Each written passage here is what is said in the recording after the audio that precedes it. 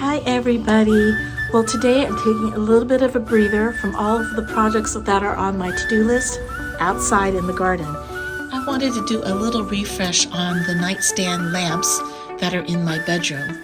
I went to my mom's house. My brother was visiting and he reminded me that I should choose some of the things in the house that meant something to me. So I did. My father was known as the grandfather of microsurgery, and he was invited to China, and this was during the Nixon era, and they were slowly opening up China, and my mother was allowed to go and actually shop. And she said the Chinese government organized some antique shops that were related to the museums there, and she chose a few artifacts and actually put them in her luggage. And one of them was this sort of, I guess it's called a ginger jar. It's quite old. There are no markings, but I am going to turn this into a lamp. My bedroom has a blue and white theme going. That's the only area where I could use some of the blue and white, but I thought this was the perfect shape. Now, of course, there was not a perfect match, so I chose this other vase that was also very old, no markings, and but there's something really beautiful about the shape, and I like that it's kind of muted. So together, I hope, together, I was thinking more or less, I think I'm going to try to make up the spatial difference with the lampshade itself. The most important thing is that it's something that my mother had collected and carried all the way from China. So this meant something to her, and it means something to me. Okay, so the first thing we need to do is we need to drill a hole. I know it scares me too. We need to drill a hole in the ceramic. It's for the electrical cord to come out, and so it's not going to be on the bottom, but it's going to be on the side. In order to drill a hole that is going to be as clean as possible, you need to use a diamond bit. So you want to buy something, I think most of the ones I was seeing is by this company called Diamond Max. It's really a diamond hole saw. So it goes into the drill. Any hand drill will do, doesn't have to be a special hand drill. And you're just going to put it inside the hand drill and then clock it tight.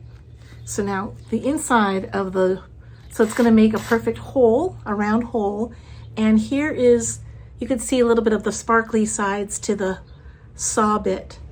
The hole saw bit is encrusted in diamonds.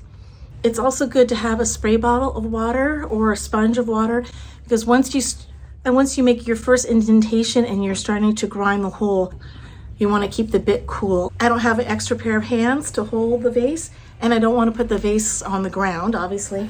And the vase is round, so it's gonna be topsy-turvy a little bit. So let me show you my setup.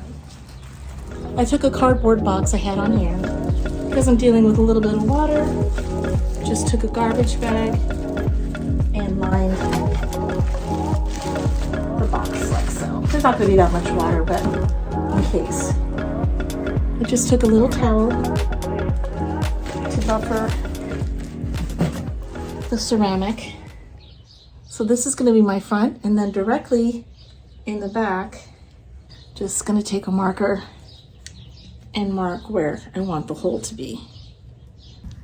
Pot is moving around too much, so I'm just going to stuff it with another towel around it.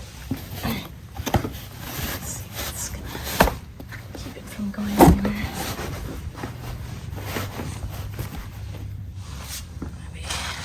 Vase is very, very shiny and slick, and the drill keeps on slipping all over the place. So I'm wondering if I can just sandpaper very mildly just the area that I want to drill and see if that works, just to make it a little less slick.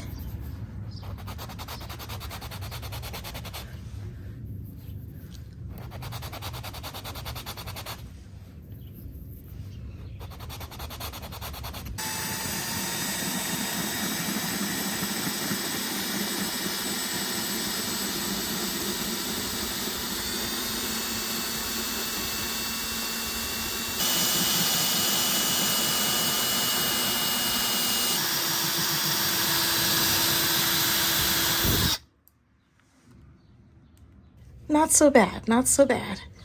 Okay, let's go on to the next one.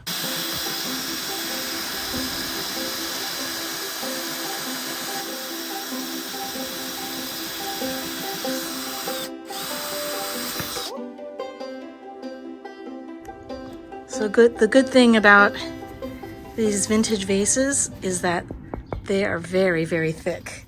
So this one took about 1.5 minutes longer than the other one to drill. Okay, the hardest part is over. The hardest part is over. Drilling the hole. I have to admit, it made me nervous.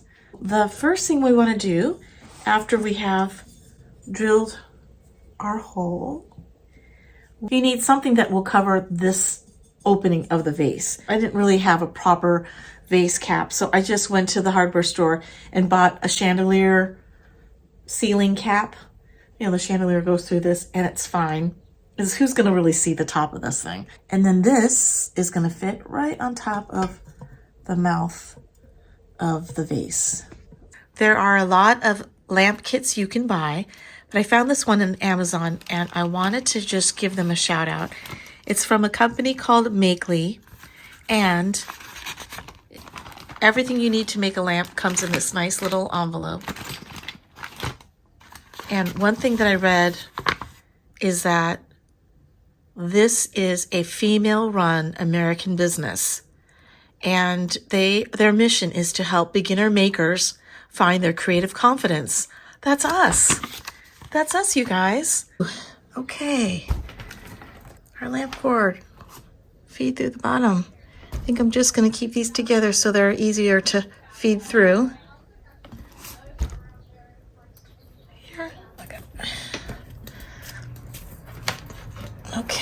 Okay, so we've got this cord in the lead pipe. We're going to put the nut first onto the pipe.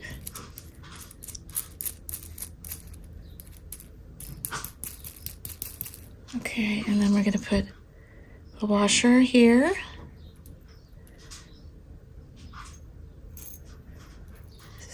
Okay, and just make it loose because you might have to adjust how far down this is going to be. Okay, now we're going to thread it through here. Feed the metal rod and the electrical cord up through the metal vase cap and tighten up the nuts that are underneath the vase cap. Set aside the threaded lead pipe for a second. You're going to run a bead of glue, I use E6000, along the top rim of the vase. You're going to attach another nut and another washer to the top of that metal rod that's now sticking up from your vase cap. And now is the time to also add the base for your lamp harp. And the lamp harp is what holds up your lampshade. According to the directions, the wires are already split, but we need about 4 inches worth of wire. So go ahead and split it out. Like split it up like that. I would say that's about 4 inches. And then we have to do that underwriter's knot. I remember, so it was like this, beneath like that. And then this one was to the left and back and then in. This knot prevents cords from being pulled out of their socket. So that's your little knot. We're going to bend the wire clockwise according to the instructions. The neutral wire attaches to the silver screw and the hot wire attaches to the brass screw. Put it here and put it here like this.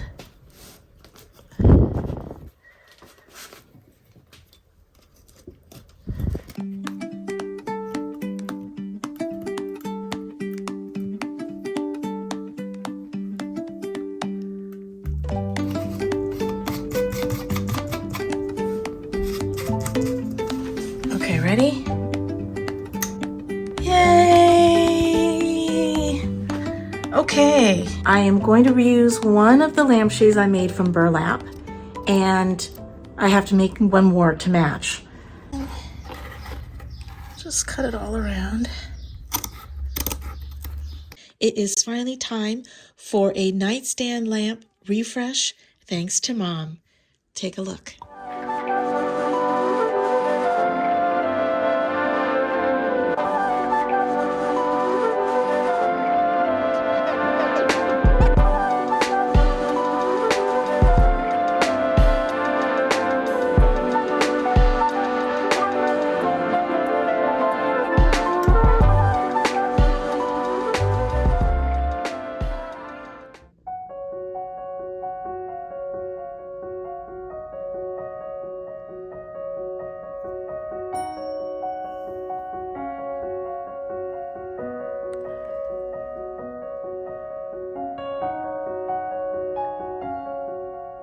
It has been so much fun sharing this project with you. I can't even tell you. I'll see you next time right here on Nutshell Living for more small space tips and tricks. See ya. Bye.